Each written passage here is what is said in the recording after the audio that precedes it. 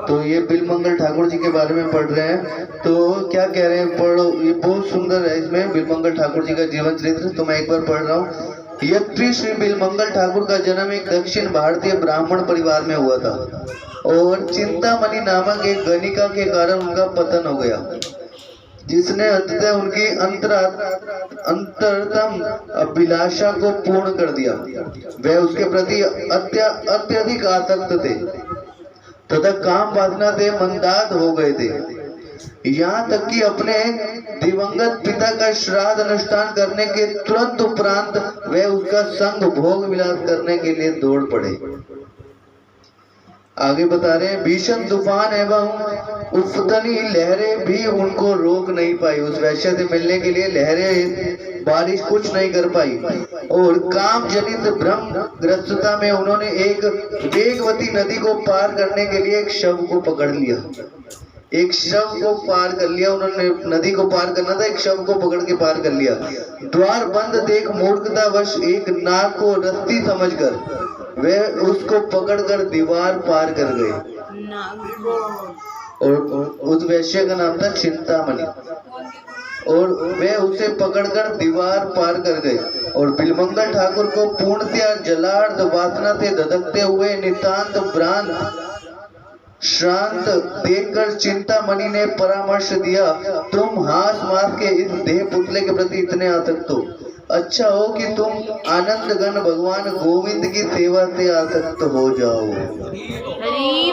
ये वो वैश्या बोल रही है, बिलमंगल ठाकुर जी को कह रही है, तुम कृष्ण के प्रति आसक्त हो जाओ जितना आसक्त तो तुम मेरे में हो, और वृंदावन चले जाओ तुम, वहां तुम्हें संपूर्ण संतोष एवं सतत सुख की प्राप्ति होगी।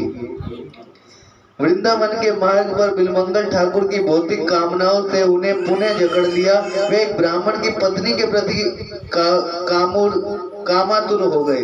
अपनी आकांक्षाओं से लज्जित होकर उन्होंने उस स्त्री के केशों की चिमटी को लेकर अपने नेत्रों को फोड़ लिया। आगे बता रहे, नेत्रहीन बिलमंगल ठाकुर ने दृढ़ निश्चय कर लिया कि वह किसी भी भौतिक वस्तु द्वारा आध्यात्मिक वस्तु से विचलित नहीं होंगी। आगे बता रहे, सोमगिरी से दीक्षा ग्रहण कर उन्होंने लीला शुभ नाम मिला, क्योंकि वे राधा कृष्ण की माधुर्य लीला का वर्णन करने में अत्यंत ही निपुण थे। गोविंद की लीलाओं का गायन एवं वीणा वादन करने में उन्हें इतने आनंदित की अनुभूति होती थी कि कोटि कोटि इंद्रिय विषय भी महत्वहीन हो जाती थी।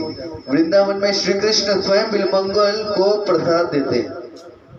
ये मैं नहीं कह रहा हूँ कहीं हम सोचे मैंने बुक छापी है, मैं तो पढ़ा लिखा ही नहीं हूँ। वृंदावन में श्री कृष्ण स्वयं बिलमंगल ठाकुर को क्या करते थे, प्रसाद देते थे और उन्हें किसी सुरक्षित विश्राम स्थल तक ले जाते थे। क्या करते थे, किसी सुरक्षित विश्राम स्थल तक ले जाते थे। लीला शुभ को इस मृदुल ब्रिजवासी बालक का परिचय ज्ञात नहीं था। तब एक दिन बिहारी लाल ने उस दृष्टिहीन व्यक्ति के लिए अपनी मनमोहक वंशी बजाई। क्या कर रहे हैं, कृष्ण एक वंशी बजा रहे हैं और सहसा बिलमंगल ठाकुर श्याम सुंदर के सुकांत सरस रूप के दर्शन को ललायित हो उठे। बिलमंगल ठाकुर दर्शन के लिए ललायित हो गए। यह जानकर कि ब्रजवासी बालक वास्तव में उनका प्राणनाथ व हृदय वल्लभ था, वे श्री कृष्ण का स्पर्श करने को आगे बढ़े। श्री कृष्ण उनसे पीछे पीछे भागे जैसे बच्चे खेलते हैं। तो ये जो बिलमंगल ठाकुर है, आके तो है नहीं, तो ये कृष्ण का स्पर्श करने के लिए आगे बढ़ रहे हैं। नटखट गोपाल बिलमंगल ठाकुर के हाथ का स्पर्श कर प्रेम पूर्वक हंस रहे हैं। कृष्ण जो है वो बार बार हंस रहे हैं और क्या कर रहे हैं, उनको बार बार छूकर भाग रहे हैं। और क्या कर रहे हैं, बिलमंगल ठाकुर बोले, तुम मेरे हाथ से छूटकर भाग सकते हो। बिलमंगल ठाकुर कह रहे हैं, तुम मेरे हाथ से छूटकर तो भाग सकते हो, किंतु मेरे हृदय से छूटकर भागो, मेरे मन से छूटकर भागो। लीला शुभ ने श्री कृष्ण प्रेम से अनुरंजित अनेक पद व गीत लिखे। बिलमंगल ठाकुर गीत लिख रहे हैं। उनकी सर्वाधिक सुविख्यात कृति है कृष्ण करनामृत। उन प्रारंभिक प्रामाणिक ग्रंथों में से एक है जो कृष्ण की वृंदावन माधुर्य लीला में श्रीमती राधा रानी की सर्वोच्च स्थिति को प्रकाशित करती है। षट गोस्वामियों के परवर्ती ग्रंथों रामानंद राय, प्रबोधानंद सरस्वती, कृष्णदास कविराज, विश्वनाथ चक्रवर्ती ठाकुर, भक्ति विनोद ठाकुर ने इस मत को अधिक व्यापक बनाया। उन्होंने वृंदावनेश्वरी एवं स्वयं श्री कृष्ण श्रीमती राधा रानी की अनन्य आराधना व सेवा की धारणा को विकसित किया।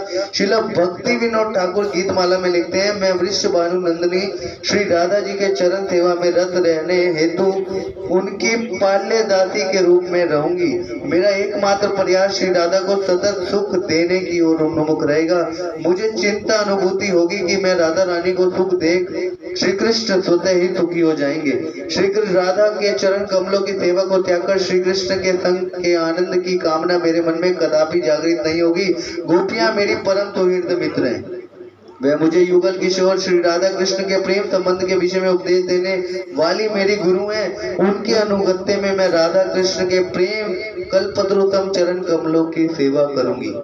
यह संभव है कि कतिपय व्यक्ति श्री राधिका चरणानुराग त्याग कर रहे, वे जैसा चाहे वैसे रहे, किंतु मैं सदा श्रीमती राधा रानी की पक्षपाती ही रहूंगी।